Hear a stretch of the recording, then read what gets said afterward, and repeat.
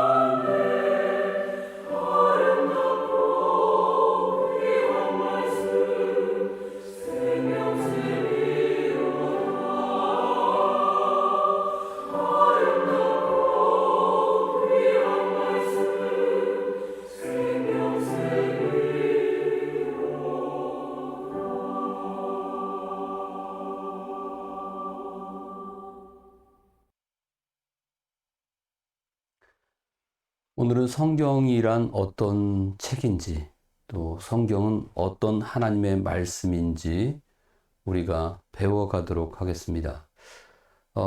그리스도인이라고 한다면은 우리 안에 꼭 지켜야 될 하나님의 법이 있습니다.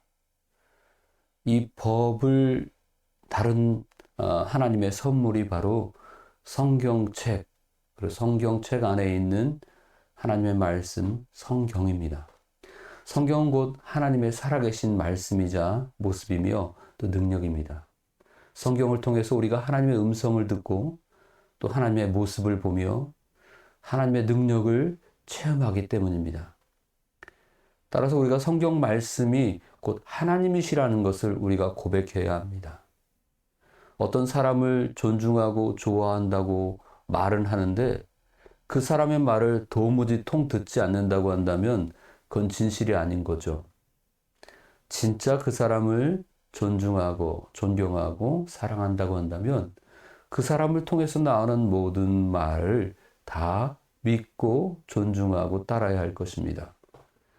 하나님의 말씀이라고 우리에게 알려진 이 성경 말씀도 역시 곧 하나님이심을 우리가 믿고 그대로 존중해야 합니다. 이 사실을 깨닫지 못할 때에 성경 말씀은 전 세계인들이 많이 즐겨보는 책들 가운데 하나, 베스트셀러, 책꽂이 하나 꽂혀 있는 책 한 권에 지나지 않을 겁니다.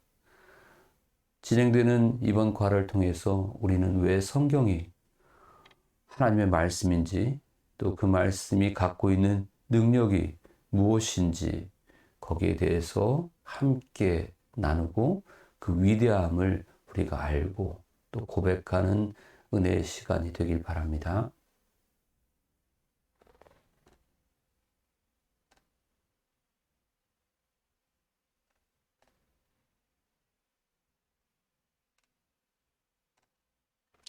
성경은 하나님의 말씀입니다. 하나님은 우리에게 말씀을 하시고 인간은 그 말씀을 듣고 또 그 말씀을 기록을 했습니다.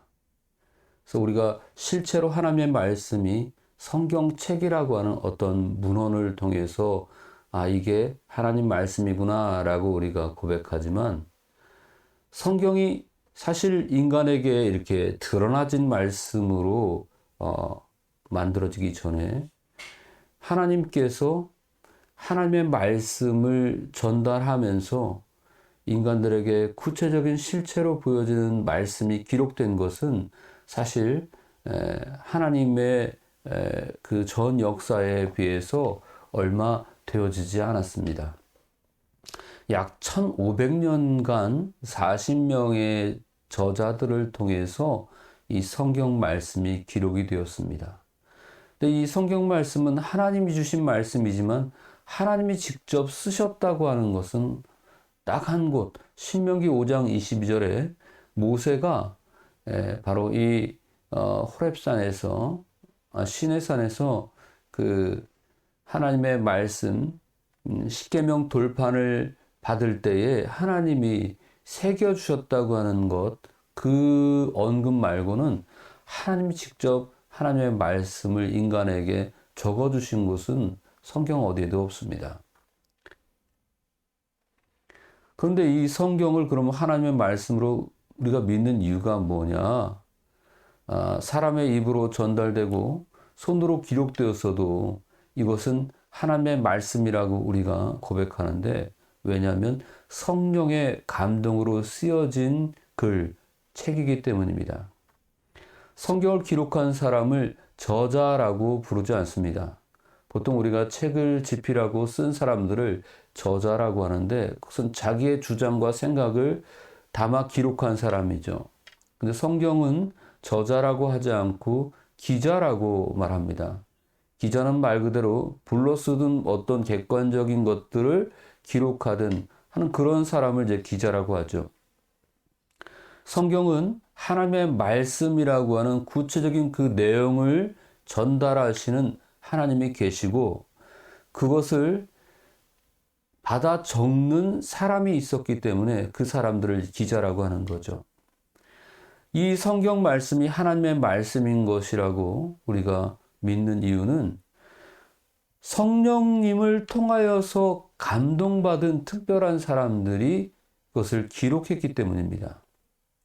그래서 성경에 1500년간 40여 명이 쓴 역사 가운데에 다양한 관점에서 그것을 기록하였지만 어떤 글이든지 간에 몇 번을 읽어도 또 매일 새롭고 감동이 있는 하나님의 은혜를 우리가 경험하기 때문에 이것은 보통 다른 사람들이 느낌과 감정으로 생각나는 대로 적은 글이 아니라 하나님께서 모든 이들에게 들려주시기 위해 성령을 통하여서 하신 능력으로 그것에 쓰임받은 사람들이 기록한 글이기 때문에 항상 우리가 이 글을 읽으면서 성령님의 역사하심, 하나님의 은혜를 우리가 경험할 수 있습니다.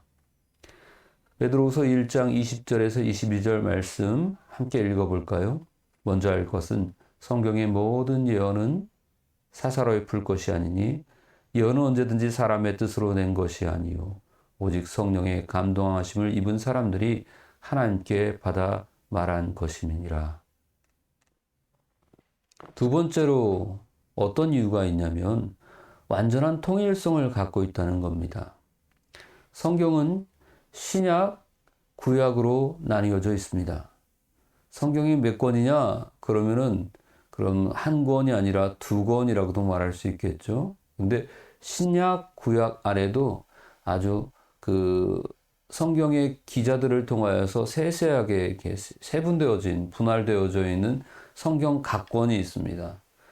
이 권수가 66권인데요. 66권의 기자들의 기록인 성경은 아무리 하나님께서 특별한 어떤 성령의 감동으로 사람들을 기자로 사용하였다 할지라도 글을 적는 사람의 글씨체가 다를 것이고 또 자주 사용하는 자기의 언어를 하나님의 말씀을 통하여서 쉽게 이해하도록 반영하다 보면은 분명히 각자가 자주 사용하는 그런 문구들이 언급이 되었을 겁니다. 성경을 기록한 시대도 다르고요.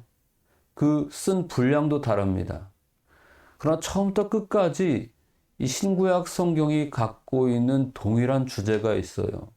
그것은 바로 복음이라는 겁니다.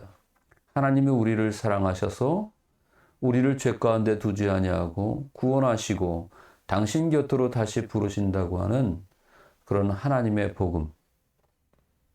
이 모든 주제에 이 주제가 이 모든 성경을 관통하고 있는 통일성입니다.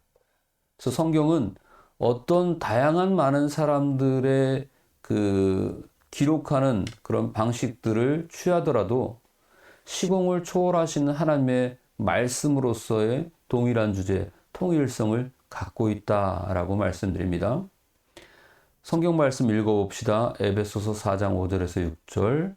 주도 한 분이시요 믿음도 하나요 세례도 하나요 하나님도 한 분이시니 곧 만유의 아버지시라. 만유 위에 계시고 만유를 통일하시고 만유 가운데 계시도다. 세 번째로 성경이 하나님의 말씀으로 우리가 믿는 이유는 시간과 공간을 초월한 모두를 위한 말씀이라는 사실입니다. 성경 기자들의 시대의 말씀이었습니다. 그때 당시에 그것을 기록한 자들에게 하나님이 말씀하셨으니까요. 그때 당시에 주어진 역사적인 어떤 사건들이나 그 모든 배경들에 대해서 하나님께서 당시에 살고 있는 시대의 사람들에게 이렇게 살라, 이렇게 살지 말라고 말씀하시고 명령하신 법들입니다. 그럼 그때 당시에만 적용되었던 이 말씀을 오늘 우리가 살고 있는 이 시대에 살고 있는 우리가 이 하나님의 말씀을, 성경을 그대로 다시 읽고 받아들여야 되는 이유가 무엇입니까? 왜냐하면 하나님의 말씀은 그때 당시뿐만이 아니라 그 시대를 뛰어넘어 지금까지 유효한, 우리에게도 적용되어지고 우리에게도 생생하게 말씀하시는 하나님의 뜻이기 때문입니다. 우리가 하나님을 유일신 하나님, 삼위일체 하나님으로 고백했지요. 하나님의 존재 자체가 초월함을 갖고 계시기 때문에 그분의 말씀도 역시 초월성을 갖고 있습니다. 그렇기 때문에 성경이 기록되었던 그 시대뿐만이 아니라 우리가 살고 있는 오늘 이 시대까지 넘어와서 하나님의 말씀이 우리에게 적용되는 것이 가능합니다. 곧 하나님 말씀은 그 시대의 사람들뿐만이 아니라 모두와 특히 나를 향한 하나님의 말씀이라고 믿어야 합니다. 마가복음 13장 37절 깨어 있으라 내가 너희에게 하는 이 말이 모든 사람에게 하는 말이니라. 하나님이 우리에게 이 성경을 주신 목적이 있습니다.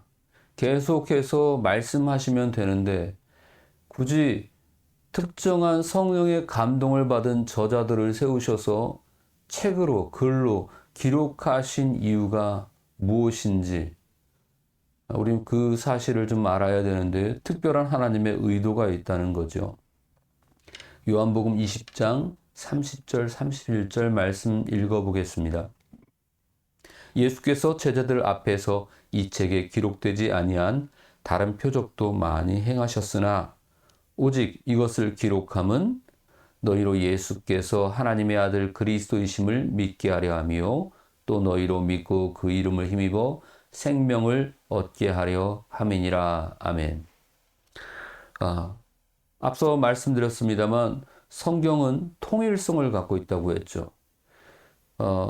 밑줄 쳐진 예수께서 하나님의 아들 그리스도이심을 믿게 하게 한 목적, 그 믿음을 통해서 우리가 힘을 얻고 생명, 곧 구원을 얻게 하려는 목적이 성경을 우리에게 주신 목적입니다. 창세기부터 요한계시록, 성경 66권 모든 각 권마다 작은 주제들이 있긴 합니다. 그러나 이 모든 성경을 꿰뚫고 통일성을 가진 단 한 가지의 주제는 바로 우리를 향한 하나님의 사랑이 구원을 말씀하고 있다는 겁니다. 두 번째로 우리에게 주신 성경을 주신 목적은 앞서 얘기했던 너희로 믿고 그 이름을 힘입어 생명을 얻게 하려 한다. 예수님께서 인간의 몸으로 오셔서 인간이 살아가는 삶 가운데 보여주신 모범을 하나님이시면서 직접 우리에게 이렇게 살라고 보여주셨습니다. 그리고 마침내 십자가를 통하여서 이루신 구원을 완성하려고 공적인 생애를 시작한 3년여 시간 동안 예수님께서 처음 사람들에게 복음을 적극적으로 전하시는 가운데 하신 말씀, 첫 말씀이 바로 회개하라 천국이 가까웠느니라 라고 하는 말씀입니다. 마태복음 4장 17절 말씀이고요. 곧 성경이 우리에게 말씀하시는 바 구원은 곧 하나님께서 우리의 모든 죄를 해결하시고 우리를 최선의 행복인 하나님의 곁 천국으로 불러들이기 위한 것입니다.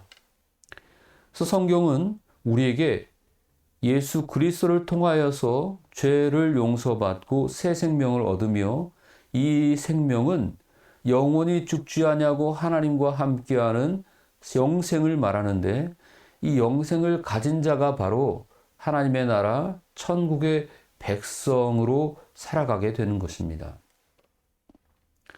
우리가 가장 두려워하는 것들이 살아가면서 몇 가지가 있는데 최종적으로 사람들이 가장 두려워하는 것은 죽음입니다. 아무리 우리가 입버릇처럼 죽겠다고 얘기해도 막상 죽음 앞에서는 우리가 공포와 두려움을 느끼게 되어 있습니다. 우리의 나약함의 최절정의 순간이거든요. 그런데 새 생명, 영생을 취한 자, 구원을 받은 자, 천국을 따놓은 당상으로 살아가는 천국 백성들에게 있어서는 과연 이 죽음이 저주와 두려움과 공포로 여겨지겠습니까?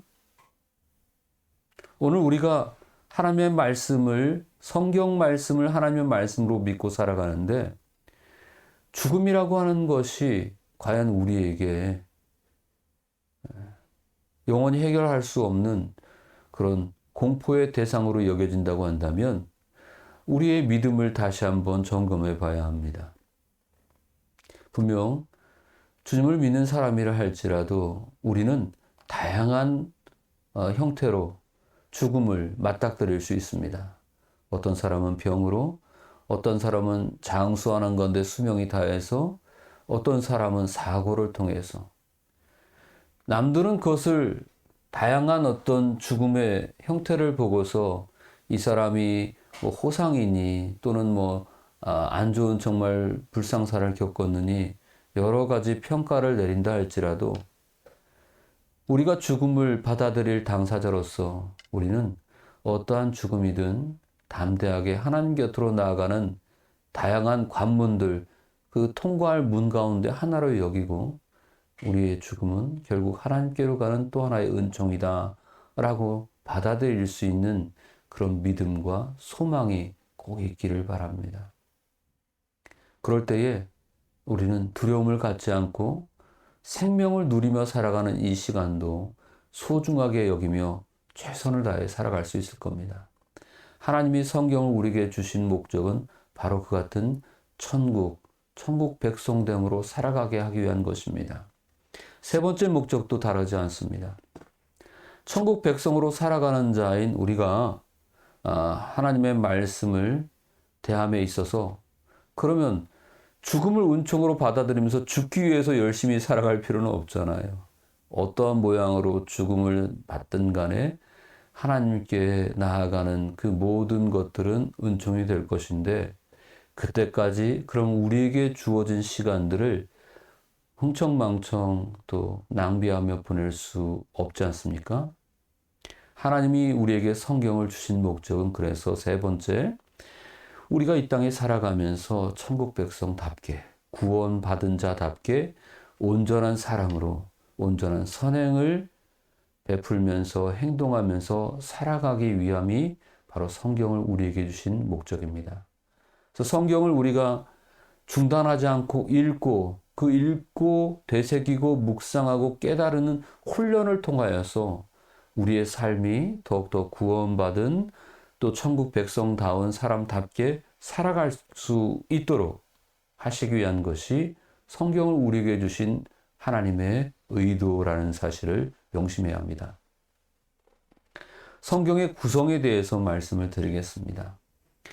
성경은 앞서 여러 많은 저자들이 하나님의 말씀을 받아 적으면서 앞으로 오실 우리의 모든 죄를 도말하실 메시아 예수 그리스도를 예언하고 증거하는 것의 기록이 바로 구약입니다. 그래서 구약은 한자로 따지면 옛날 약속, 옛 약속, 옛 언약이 되겠고요. 예수님이 이미 오신 신약 시대를 기록한 글은 바로 새로운 약속, 이미 오신 예수 그리스도에 대해서 어떻게 증거하고 있는가를 기록한 것이 신약이라고 말할 수 있겠습니다. 신구약 성경 통틀어서 각 권이 66권으로 이렇게 합산이 된다고 말씀드렸는데요. 구약 성경은 39권이고요. 신약 성경은 27권입니다. 꼭 뭐 숫자를 기억할 필요는 없지만 66권 성경이 어떻게 구성되었는지는 상식적으로 한번 좀 기억해 봤으면 좋겠습니다. 외우기 쉽게 이렇게 사람들이 성경을 기억하더라고요.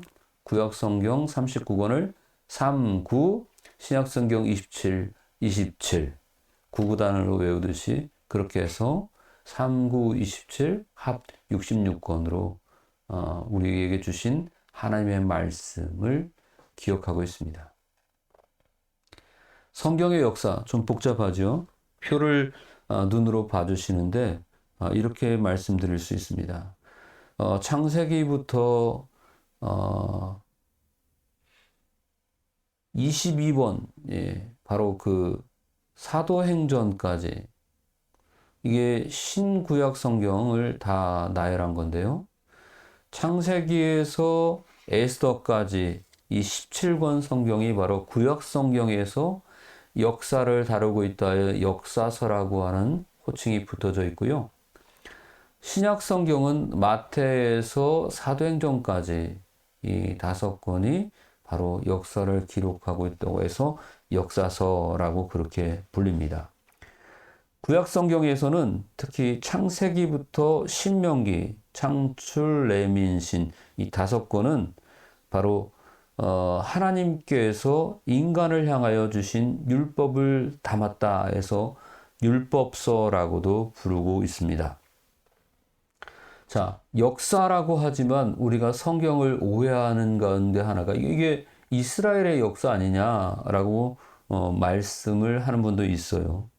얼핏 보면 이스라엘 역사 같기도 하지만 실제로는 끊임없이 이 이스라엘이라고 하는 하나의 모델, 샘플을 통해서 하나님을 끊임없이 배신한 인간의 배신의 역사, 그럼에도 불구하고 변함없이 구원의 손길을 내미시는 하나님의 구원의 역사로 우리가 역사서를 이해해야 합니다.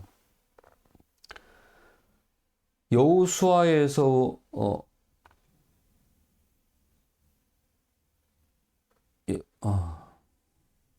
다음 5권 이 시가서 성문서라고도 말하는 부분이 있는데 이것은 바로 이제 욥기, 시편, 잠언, 전도서 표의 아랫부분이 되어 있죠.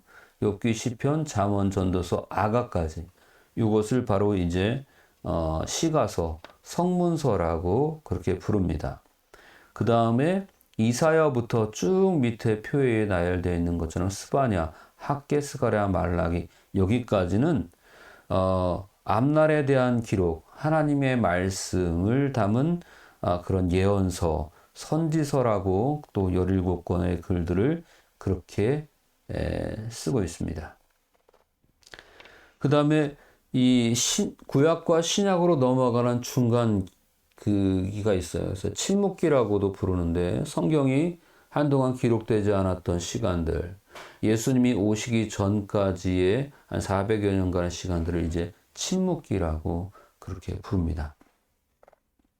그리고 예수님이 오시고 난 후에 주후 AD라고 그러죠. 예수님 오시기 전을 BC, Before Christ. 그러니까 세계 역사가 예수님이 오심을 기준으로 해서 BC와 AD로 나뉘어지고 있고 이것은 종교를 떠나서 신앙을 떠나서 국제적으로 통칭 그렇게 사용하고 있는 약속이 되어버렸습니다. 그만큼 예수님의 탄생이 예수님 중심이 얼마나 중요한 인간의 역사를 이뤄가고 있는지를 나타내고 있는 또 하나의 반증이라고 말할 수 있습니다. 자, 침묵기가 끝나고 나서 예수님이 오신 후에 예수님 부활 승천하시고 나서 제자들이 성령으로 충만해지고 변화되어진 다음에 예수님께서 함께 하셨던 시간들을 회고하고 성령이 감동을 주셔서 글을 기록하게 되는데요.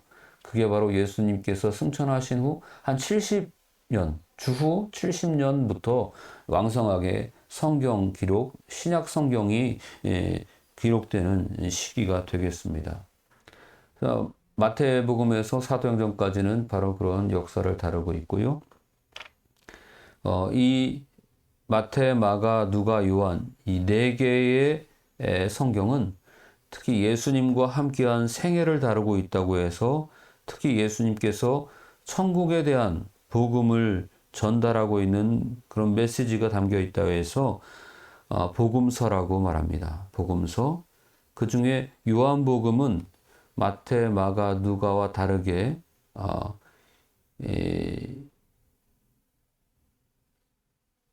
공관복음이라고 그렇게 부르기도 합니다. 제가 잘못 말씀드렸네요. 요한복음을 제외하고 마태, 마가, 누가까지를 예수님의 생애를 집중적으로 조명하면서 거의 비슷한 관점으로 보고 있다고 해서 공관복음이라고 하고요. 요한복음을 포함해서 사복음서, 복음서라고도 그렇게 부릅니다. 그리고 사도행전은 사도들의 역사적인 행적을 기록한 역사서가 되겠습니다. 그리고 사도 바울을 통하여서 로마서부터 이렇게 기록되어진 말씀들이 쭉 나열되고 있는데 바울이 기록한 성경, 그 성경을 14권을 바울서신이라고 부릅니다. 바울서신. 로마서부터 시작해서 히브리서까지. 또 이 히브리서는 또 바울이 썼냐 안 썼냐는 그런 그 논쟁들이 있기도 하는데요. 어쨌든 여기까지의 성경을 바울서신이라고 말하고요. 그리고 그 중에 바울이 교리를 다루고 있다고 해서 교회에서 필요한 어떤 그런 원칙들, 하나님 말씀을 따라 살아가는 성도들의 생활이나 예배에 관한 것들, 또 여러 이단과 신앙생활하면서 부딪히는 여러 가지 갈등들을 이겨내는 그런 교리들을 다루고 있는 성경을 로마서, 고린도, 전서, 후서, 갈라디아서 요 4권을 교리서신이라고 부릅니다. 그리고 바울이 복음을 전하는 가운데서 쓴 성경 가운데 감옥에 갇혀서 쓴 성경이 있거든요. 그게 바로 에베소서, 빌립보서서, 골로새서, 빌레몬서. 이것을 바로 옥중서신이라고 부릅니다. 옥에서 썼다는 거죠. 그 다음에 바울의 제자인 디모데가 목회하는 가운데에 또 바울의 제자들이 실제 초대교회에서 성도들 가운데 분쟁이나 또 여러 사회적인 문제들을 그리스도인으로서 대처하는 자세, 이런 목회적인 것들에 대한 도움을 주고자 쓴 성경인 목회 서신이 있는데 이게 바로 디모데 전서, 디모데 후서, 디도서라고 할 수 있습니다. 그리고 나머지 데살로니가 전서, 데살로니가 후서, 그리고 히브리서를 일반 서신이라고 부릅니다. 바울이 아닌 다른 저자들이 기록한 성경 말씀이 나머지가 있는데요. 야고보서, 베드로서, 베드로 후서, 요한 1서, 요한 2서, 요한 3서, 유다서, 이런 7권이 바로 공동서신, 다 대부분 편집글로 쓰여진 거거든요. 그래서 공동서신이라고 그렇게 부릅니다. 그 다음에 신구약을 통틀어서 맨 마지막 책인 요한계시록, 이것을 바로 예언서라고 분류합니다. 구약 성경은 이런 연대를 추정하고 있는데요. 대충 우리가 한번 보면은요, 창세기로부터 시작하여서 유대 민족이 이제 애굽에서 하나님이 모세를 통하여 선택받은 백성으로 이제 약속의 땅으로 나아가는 과정을 그리고 있습니다. 그리고 나서 이제 정착되어진 가나안에서 사울 왕을 통하여 왕정 시대가 시작이 되어지고 다윗 왕 솔로몬으로 이어지고, 그리고 남쪽 유다와 북쪽 이스라엘로 분열되어는 시대를 통하여서 각각 하나님 말씀을 지키지 못하고 살한 이스라엘 백성들을 하나님이 심판하고 깨닫게 하시고자 주변 강대국을 통하여서 시련을 겪게 하시는 그런 내용들이 바로 구약 성경의 후반부 선지서를 다루고 있는 시대에 나눠지고 있습니다. 신약 성경도 연대선으로 이렇게 나눠준다고 한다면 마태마가 누가 요한 이 복음서의 과정이 이제 교회가 처음 초대교회가 이제 형성되는 시기가 되겠고요. 그다음에 바울이 서신을 썼던 바울의 전도용이 이제 5차로 나뉘어지는데요. 한 번, 두 번, 세 번, 네 번, 다섯 번 전도했다가 아니라 이 전도를 위해서 복음을 전하기 위해서 이 선교 여정의 시기가 5번으로 나뉘어져 있다는 거죠. 그 나뉘어진 시기 가운데 쓰여진 서신서가 1차에는 갈라디아 야고보서, 2차는 데살로니가 전후서, 그 다음에 고린도 후서부터 로마서, 각각에 있는 그 차수에 따라서 4차는 에베소, 골로새서, 빌레몬, 빌립보서, 5차는 디모데 전서, 후서, 디도서, 베드로 전서, 베드로 후서가 되었고요. 바울 이후에 후기 사도, 사도 요한이 다른 10명의 예수님의 제자들, 사도들은 다 십자가 처형이나 화형 뭐 여러 가지 정말 잔인한 그런 최후를 통해서 목숨을 빼앗겼는데요. 끝까지 찬양하면서 죽음을 은총으로 여기는 그들의 최후가 이 초대교회 역사에 기록이 되어져 있습니다. 근데 유일하게 이제 사도 요한은 처형당하지 아니하고 반모라고 하는 섬에 유배됩니다. 그래서 고립되어진 그 섬에서 결국 유명을 달리하게 되는데, 그 유배되어진 과정 가운데 성령의 감동에 의해서 기록되어져 있는 성경 말씀이 후기 사도서에 해당되는 요한 1, 2, 3서와 유다서, 또 아까 일반 서신으로도 분류가 되긴 했습니다만 히브리서 뭐 이렇게 되겠습니다. 그리고 역사의 끝, 다가올 미래의 종말 얘기하고 있는 역사의 끝 요한계시록, 이렇게 구별되어져 있습니다.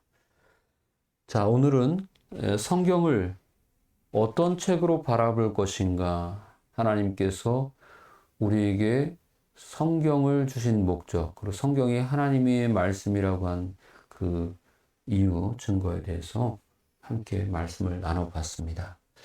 잠깐 기도하고 마치겠습니다. 좋으신 아버지 하나님 감사합니다. 오늘도 우리를 사랑하여 주셔서 하나님께서 주신 말씀을 하나님께서 택하신 거룩한 저자들을 통하여 기록하게 하시고 오늘 하나님을 분명히 알지 못하는 희미한 신앙으로 살아가는 우리를 분명히 깨닫고 하나님을 대면하게 하고자 하나님 이렇게 미리 준비하신 말씀을 우리에게 주셨으니 참 감사드립니다. 흔들리고 쓰러지는 이 혼탁한 시대 속에서 아주 태고적부터 말씀하셨던 하나님의 말씀이 지금 우리에게도 생생하게 들려오는 것은 그때나 지금이나 하나님 앞에서 인간은 의로울 수 없으며 죄인이며 하나님의 법을 떠나서는 살 수 없는 참으로 연약하고 한계 지어진 존재임을 깨닫기 때문입니다. 하나님 주신 말씀을 통하여서 우리가 하나님의 은혜를 누리며 하나님의 법, 하나님 신 기준을 지켜 살아갈 수 있는 천국 백성, 구원받은 하나님의 백성으로 살게 하옵소서. 예수님의 이름으로 기도합니다. 아멘.